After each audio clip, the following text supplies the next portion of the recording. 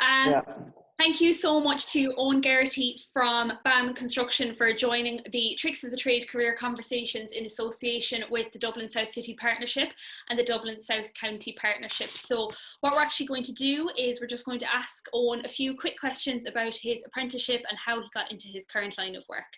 So the first question, Eoghan, if you don't mind, is can you please tell me a bit about yourself and your trade?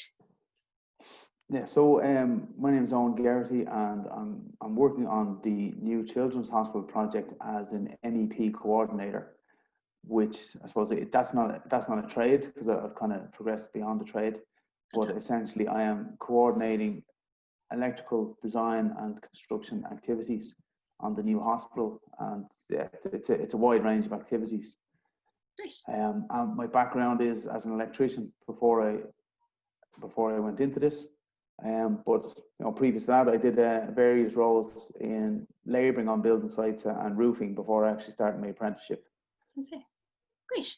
So can you tell me a bit about your journey to becoming a fully qualified tradesperson? So you touched on it there, you were an electrician first of all. How did you kind of come into that role? Yeah, well, even before I was an electrician, I started my apprenticeship as an electrician quite late. I was nearly 22 by the time I started. Sorry, just somebody ringing me there. Just got to hang up on them. That's quite all right. So yeah, I was nearly 22. So like when I left school, I went into university studying business and accounting, and it just didn't suit me. So I left it after a year and did various kind of jobs. I laboured on building sites and worked with different guys that needed help, or worked a bit in a shop, did some security work. And then it was only when I went to the States for a summer, when I was about 21, worked roofing there, and that kind of got me thinking about getting a trade. So I came home. I was offered to kind of stay on there, but I said no, I'll come home, get me. I was actually looking for a carpentry apprenticeship. There was none going, none that was offering. There were jobs going, but they weren't offering me an apprenticeship. Yeah. So a guy wanted to take me on as an apprentice, but not actually offer me a formal apprenticeship. So, which it's a good deal for him, but not for me. So I ended up expanding my search and went for an electrical apprenticeship, and that's 20 odd years ago. As an apprentice, I worked all over Ireland, worked Dublin, Westport, Dundalk, and I did a bit in the Netherlands as well, so plenty of work all over the place.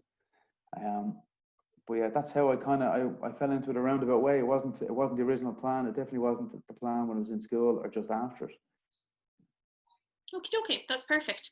What advice would you give to an individual who does not currently meet the requirements of entry into an apprenticeship?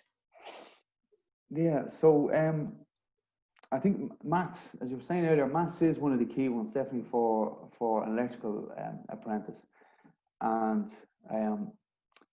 so let's say maybe if you didn't have much luck, if somebody is post school now, post leaving cert, and they didn't have much luck with maths in the school, consider looking at it again. Because before I went to do a degree in engineering, I went and did some, I couldn't do honours leaving cert maths, just couldn't get my head around it when I was in school.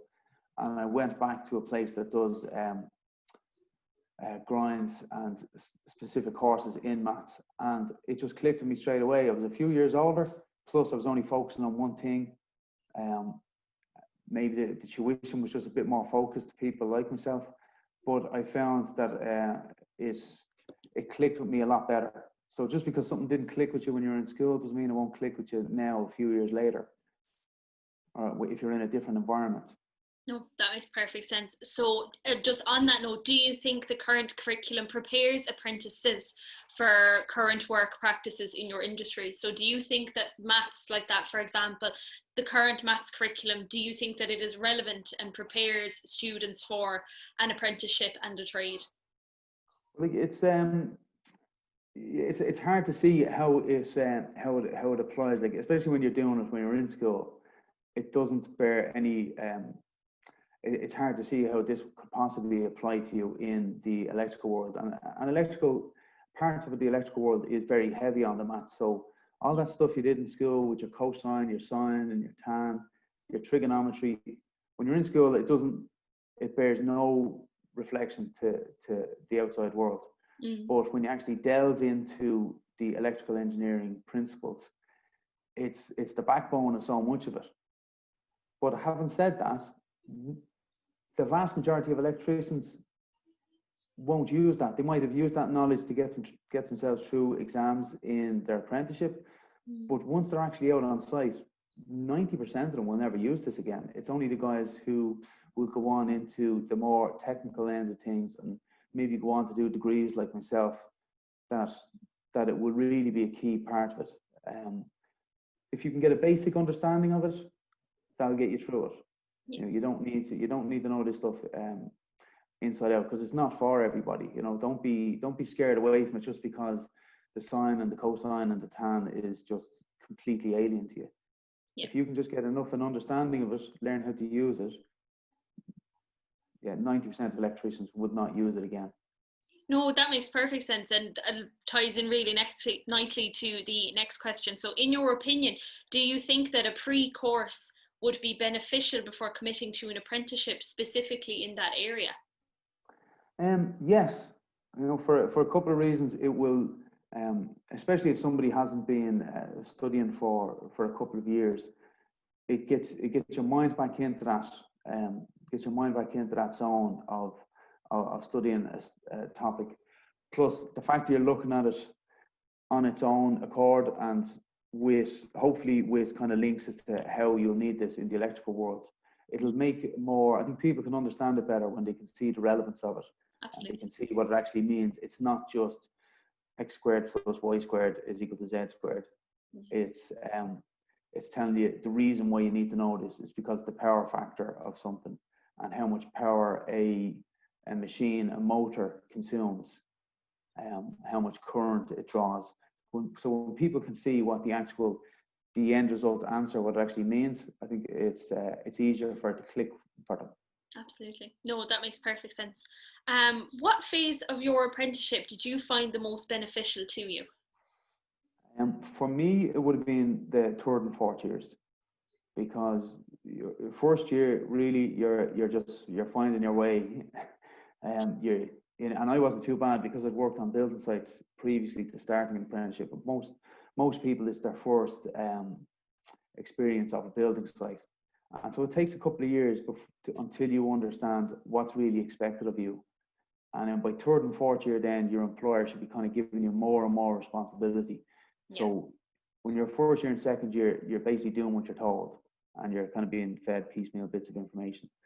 By the time you're third year, and especially a fourth year, you're nearly a qualified electrician. You should be at the stage where a guy your supervisor can give you a drawing, and you can start to work away and you can start to problem solve because you've got a couple of years experience. So definitely the later end of it, especially when you're a fourth year apprentice, you've still got a little bit of luxury because you're still an apprentice. You can still say, well, no, I'm still an apprentice. I've got good experience. By the time you're qualified, you're expected to know. So you don't get as much leeway. No, perfect sense. Yeah. What was your experience on the job and off the job training? So I suppose I take that as kind of on the job, like in the FOSS apprenticeship, there's phases 1 to 7, and you've got 4 phases on the job and 3 phases off the job. Mm-hmm. The off the job ones are done really well. I can't speak highly. Having done some training in the UK as well, some training course in the UK, and working with people who've come through the training there to become an electrician, the FOSS apprenticeship is streets ahead. So it's really top quality training.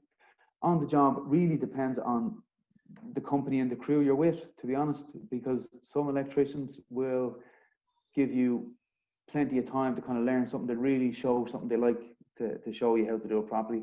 Others, they're not going to be as good. Like, at the end of the day, people are people. So you just kind of have to expect that as part of the course. You're going to work with difficult people, and you're going to work with people that are really enjoyable to work with. But you'll figure out a way to work with each of them. Absolutely. No, that makes perfect sense. And finally, what advice would you give to someone starting off as an apprentice? You'll get over what you put into it. you know, I've worked with even so many apprentices that I worked with over the years that didn't stick at it.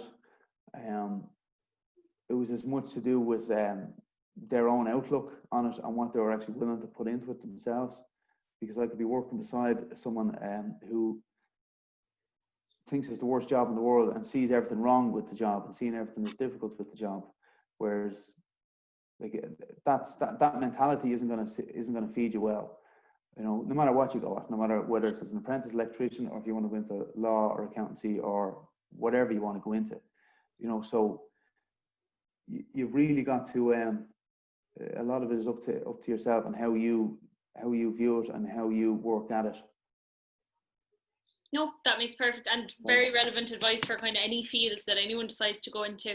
So that concludes the interview with Eoghan Gerathy from BAM. Thank you very, very much for taking the time to talk to us, Eoghan. Thanks very much.